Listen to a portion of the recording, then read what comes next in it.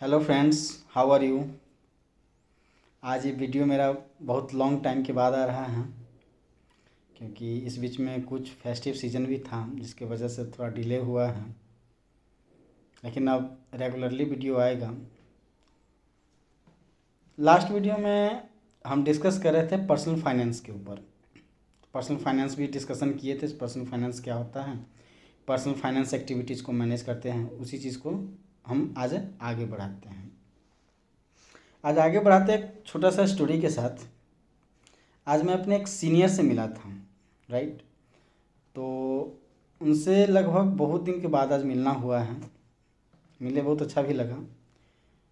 तो उनसे जब बातचीत हुआ था तो बातचीत में ही मैंने कहा जो फिर कैसा चल रहा है आप लोग का लाइफ। तो बहुत बताया जो ठीक है यार, कैसे चलेगा, इतना अच्छा तो नहीं है, टेंशन में तो रहते ही हैं, जबकि अच्छा अच्छा सैलरी का पैकेज भी है, अच्छा सब कुछ है, स्टिल वो अपनी लाइफ से हैप्पी नहीं है। तो मैंने बताया जो आखिर ऐसा क्या बात है जो आप इतना हैप्पी दिख नहीं रहे हैं।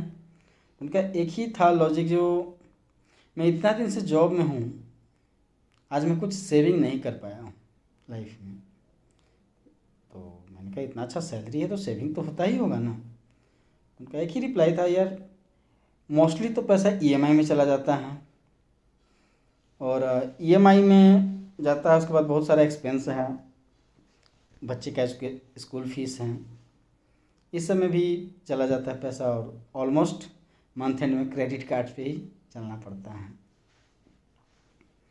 और क्रेडिट कार्ड का बिल हर मंथ भी इतना ही रहता है जो सैलरी आए और ख़त्म हो जाए। तो ये सोच करके हमको लगा जो चलिए अच्छा है, लेकिन सोचा आज इस चीज़ पे वीडियो बनाते हैं, जो फाइनेंशियल डिसिप्लिन कितना नीड है आज के दिन में। क्योंकि देखिए फाइनेंस में एक बजटिंग रूल्स आता है, जो फाइनेंस अगर कोई भी आदमी अपना फाइनेंशियल बजट को मेंटेन नहीं करता है तो वो बहुत बड़ा इशू क्रिएट हो जाता है। क्योंकि आगे चल के आप पता ही नहीं चलेगा जो क्या चीज़ हम कंट्रोल कैसे करें, राइट। क्योंकि आप अर्निंग करते जाएंगे, एक तरफ खर्चा होते जाएगा।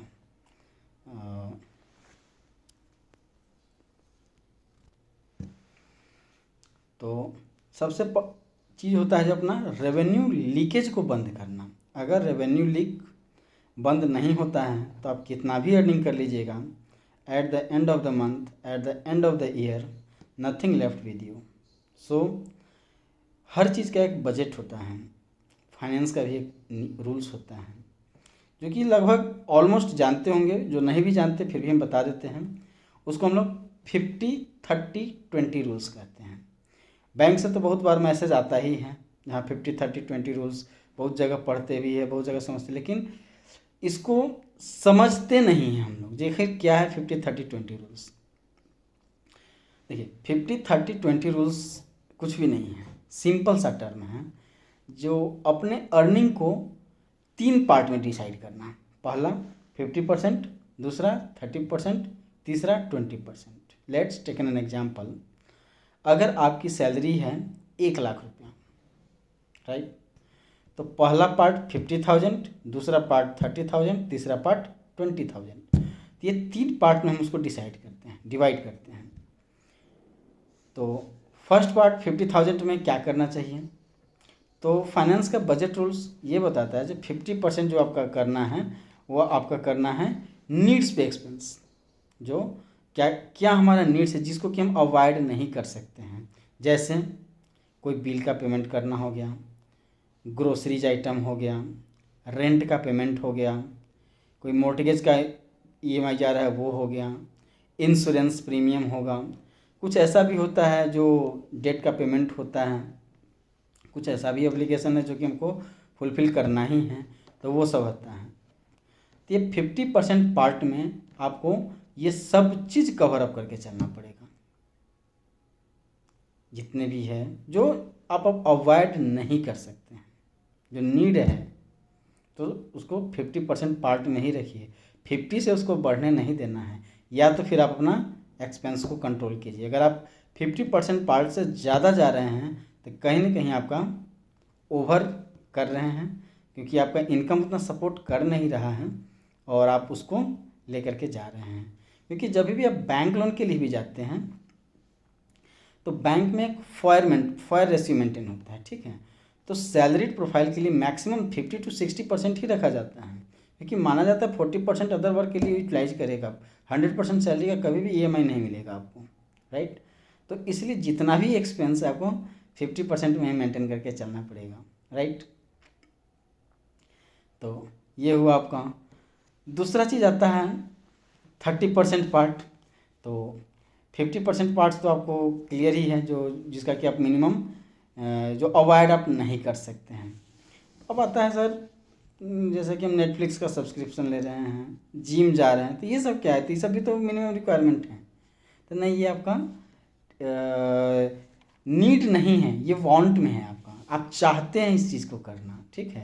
ये लग्जरियस आइटम में आता है, ठीक है। आप जैसे जिम को आप अवॉइड कर सकते हैं, फील्ड में घूम करके, फील्ड में भी, पार्क में भी दौड़ करके आप कर सकते हैं। ट्रैवलिंग, अब जैसे कि अब 50% पार्ट तो सब फिनिश हो गया, अब एक हम 30% पार्ट्स में आते हैं।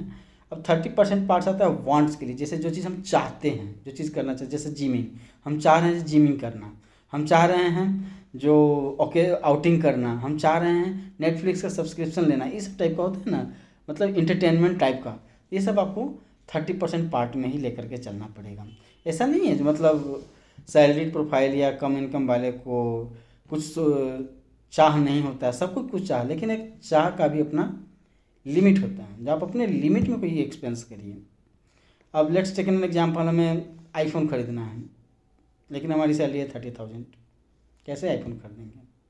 या तो हम आईफोन का सबसे लो वेरिएंट कर देंगे जो 40-45 हज़ार में आ रहा है, सेल में लगता है, तो उसमें भी हमारा लगभग 1.5 महीना का सैलरी साफ, जो कि हम इसको कभी भी प्रीफर नहीं करते हैं, किसी को हम सजेस्ट भी नहीं करते हैं। ईएमआई सबसे खतरनाक चीज़ है। देखिए, बहुत सारे लोगों को लगता है जो बैंक से ईएमआई पर लोन लेकर के हम काम कर लेते हैं, लेकिन वो गलत है। वो ईएमआई का लोन वही चीज़ लीजिए जिससे कि आप कुछ पॉजिटिव, कुछ कंस्ट्रक्टिव वर्क कर सकते हैं। एक एग्जांपल हम ऐसे ही बता रहे हैं, सिंपल सा, कुछ हैक्टिक नहीं है इसमें। एक मैंने मोबाइल ख़रीदा था, आज से 2-3-4 साल पहले, सैमसंग का मोबाइल था वो। उस समय आई थिंक 22,000 का मोबाइल रहा होगा। तो आज मैंने जब ऑफिस में गया, वैसे ही हम हंसी मजाक में ही पूछा कि भाई कोई ऐसा है मोबाइल जो मैंने 20,000 का है, 22,000 का है, 25,000 में कोई ले लें? कोई रेडी नहीं हुआ। सब कह रहा है सर ये तो कोई लेगा भी नहीं, क्योंकि आपका 4G है, अब तो 5G का ज़माना आ गया है। मुझे भी लगा अच्छा चलो ऐसा बात है क्या। तो फिर मैंने सोचा, तो फिर इतना बड़ा लोग जो ईएमआई पर लेते हैं उसका तो जस्ट वेस्टेज ऑफ मनी है, नथिंग। क्योंकि 6 महीना साल भर में आप ईएमआई तो सधा लीजिएगा, लेकिन वो आपका वैल्यू ऑलमोस्ट जीरो रहेगा, उसका कोई वैल्यू नहीं रहेगा। इसलिए ईएमआई पे कंस्ट्रक्टिव वर्क कीजिए, डिस्ट्रक्टिव वर्क नहीं। अब जैसे वांट्स है, हम लोग को चाह रहे हैं जहाँ हमें करना है, कोई दिक्कत नहीं, करिए। आप एक बजट बना लीजिए, उस बजट में अगर आपके पास फंड जमा आ गया है तो फिर आप कर लीजिए, कोई दिक्कत नहीं है। कैश में खरीद लीजिए, उतना सेविंग कर लीजिए, 2-4 महीने रुक जाइए, उतना का एक तरह से एसआईपी में डाल दीजिए, चाहे कोई भी हर मंथ का ईएमआई बना लीजिए, फिर उसमें डाल दीजिए। फिर क्या करना है सर, नो कॉस्ट ईएमआई भी तो आता है, वो भी तो, उसमें भी तो हम ऐसे करके कर सकते हैं। 6 महीना तक करने से अच्छा जो नो कॉस्ट ईएमआई ले लेते हैं। कभी भी नो कॉस्ट ईएमआई नाम का कुछ भी चीज़ नहीं होता है, हमेशा आप लोग याद रखिएगा। कहीं ना कहीं कोई भी फाइनेंशियल इंस्टीट्यूशन फ्री में कुछ नहीं देता है। जो चीज़ फ्री होता है उसका कहीं ना कहीं चार्ज इनडायरेक्ट फॉर्म में होता है, आइदर वो प्रोसेसिंग फी फॉर्म में हो, और मोस्ट ऑफ द केस में होता क्या है, ये क्रेडिट कार्ड पे इंटरेस्ट फ्री ईएमआई होता है, ठीक है। आदमी को तो लगता है जो हाँ इंटरेस्ट फ्री दे रहा है, 6 मंथ का इंटरेस्ट फ्री है, ले लेते हैं, लेकिन वो इंटरेस्ट फ्री नहीं होता है। वो आपको क्या करेगा, एक 12% या 13% के हिसाब से जो भी इंटरेस्ट 6 महीना का बनता रहेगा वो इमीडिएट माइनस कर देता है, इमीडिएट डिस्काउंट कर देगा। और बैंक क्या करेगी, उसमें क्रेडिट कार्ड क्या करेगी, उस पर इंटरेस्ट भी चार्ज करेगी और इंटरेस्ट पे जीएसटी भी चार्ज करेगी आपसे, ठीक है। तो और बढ़ जाता है, तब प्रोसेसिंग फीस भी चार्ज करेगी। ठीक। तो नो कॉस्ट या ईएमआई कुछ भी नाम का चीज़ नहीं होता है। अब आप देखते हैं जैसे कि कंपनी सब क्रेडिट कार्ड फ्री ऑफर करती है, बैंक सब फ्री क्रेडिट कार्ड ऑफर करती है, कोई एएमसी चार्ज नहीं, कोई कुछ चार्ज नहीं, आप लीजिए यूटिलाइज कीजिए। क्यों? क्योंकि बैंक चाहती हैं कि आप क्रेडिट कार्ड पे ही डिपेंडेंट हो रही हैं, आप सारा एक्सपेंस करिए और मंथ एंड में हम आएंगे, आपका क्रेडिट कार्ड आपका सारा सैलरी उठा करके अपने ईएमआई में लेकर के चले जाएंगे, राइट। यही होता ही है। तो बहुत सारे लोग अभी इस चीज़ को, ट्रैप को नहीं पहचान पाए हैं, नहीं समझ सके हैं। धीरे धीरे ओवर द टाइम समझ में आ जाएगा। लेकिन हम यही कहेंगे, जितना कोई भी चीज़ का यूटिलाइजेशन अपने इफ़ेक्टिव करिए, कभी भी कोई फाइनेंस पे फ़र्क नहीं पड़ेगा। अगर इफ़ेक्टिव यूटिलाइजेशन नहीं कर पा रहे हैं तो ये बहुत बड़ा इशू बन जाएगा आगे चल करके, राइट। तो ऐसा नहीं कि नीड्स पे ही हमको खर्चा करना है, वांट्स पे खर्चा नहीं करना है, वांट्स पे भी खर्चा करिए। उसके लिए हमने 30% का स्लैब तो बना रखा है, 30% में जाइए ना। जैसे 1 लाख का 30,000 देख लीजिए, 30,000 का महीना में जो आप खर्चा कर सकते कर लीजिए। घूमने जाना है, जिमिंग जाना है, कोई शॉपिंग करना है, कोई ग्रूमिंग करना है, कोई हॉबी करना है, ये सब चीज़ पे आप कर सकते हैं 30% में जाके, कुछ भी मना नहीं है। अब आता है लास्ट 20%, ये किसके लिए है? जो हमारा सबसे फेवरेट है, सेविंग पार्ट के लिए है। तो हर मंथ 20% को तो सेव करके ही चलना चाहिए। हम सबको सजेस्ट भी करते हैं एज ए फाइनेंशियल कंसल्टेंट, हम बताते भी हैं जो मिनिमम, देखिए इस पार्ट को आप बढ़ा सकते हैं, ऐसा नहीं जो 50, 30, 20 इस पर स्ट्रिक्ट रहना है आपको। इसमें थोड़ा सा ऊपर नीचे आप किसी में भी कर सकते, लेकिन जैसे 50% है तो उसको 50 से 60 नहीं करना है, उसको 50 से 48, 45, 40 करना है, 30 को 25, 20 करना है। सेविंग पार्ट को आप बढ़ाइए, ना कि इस दोनों को बढ़ाइए, राइट। तो 20% सेविंग पार्ट करके चलिएगा। अगर मान लीजिए लेट्स टेक एन एग्जाम्पल, 20,000 अगर आप 1 लाख में 20,000 पर मंथ बनाते हैं, 10 साल पे ही एक सिंपल सा आप कैलकुलेशन देख लीजिए। तो जैसे कि 20,000 पर मंथ ही अगर आप सेविंग कर रहे हैं, तो हम सिंपल सा कैलकुलेशन लेकर के चलते हैं।